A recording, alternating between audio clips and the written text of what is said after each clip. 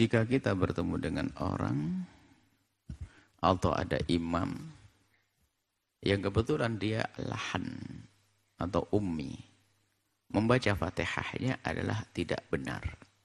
Ada huruf yang berubah. Jika demikian, asalkan orang tersebut tidak menyengaja, memang lesannya begitu.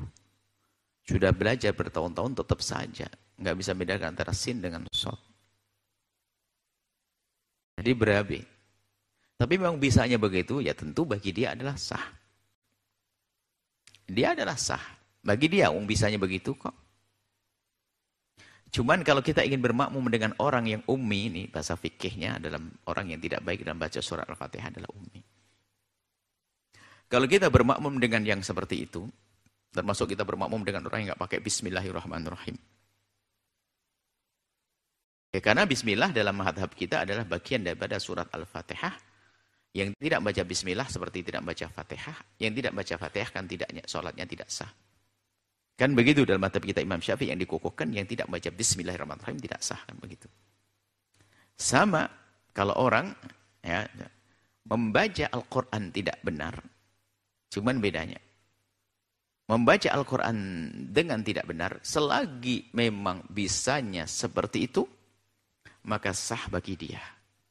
Permasalahannya adalah bagaimana kita kalau ikut dia, kita jadi makmum. Di sini ada dua pendapat. Anda harus paham pendapat ini supaya Anda tidak jadi kaku di masyarakat.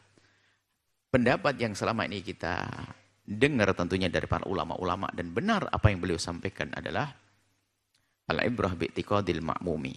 Jadi kalau menurut makmum dia itu tidak sah, maka makmum enggak boleh ngikut. Pendapat yang dikukuhkan dalam istilah Al-Athhar, pendapat yang dikuatkan bahwasanya jika menurut Anda tidak sah, misalnya apa?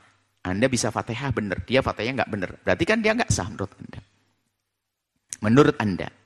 Seandainya aku baca gitu, aku tidak sah. Gitu loh. Karena seandainya aku baca kayak itu, aku tidak sah. Aku baca gitu tidak sah. Maka aku tidak boleh bermakmum dengan dia. Termasuk, waduh, aku kan Syafi'i. Dia enggak pakai Bismillahirrahmanirrahim. Kalau aku pakai kayak begitu, pasti sholatku jadi tidak sah. Maka aku tidak boleh bermakmum dengan dia. Sebab keyakinanku dia adalah tidak sah. Biarpun dia punya keyakinan lain. Karena menurut dia adalah memang dia tidak bisa baca dengan benar, sah bagi dia. Atau dia madhabnya bukan Syafi'i, dia nggak pakai bismillah, sah menurut dia. Tapi menurut saya karena tidak sah, maka saya tidak boleh ikut. Ini pendapat yang dikukuhkan al-ibrah bi'tiqadil makmum.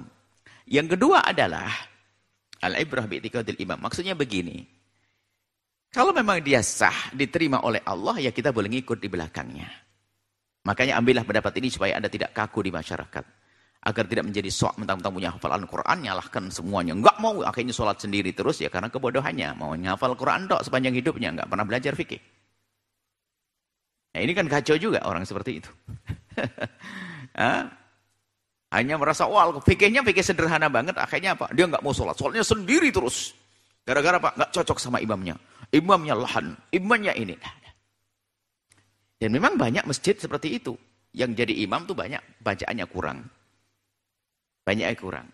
Banyak di situ hafid-hafid, ustadz-ustadz yang bacaannya bagus. Cuman masalahnya lebih gede dari itu. Kenapa? Yang bacaannya kurang bagus, dia yang paling istiqomah. Yang hebat bacaannya jarang sholat jamaah. Apa enggak problem begitu tuh? Nah, ini musibah.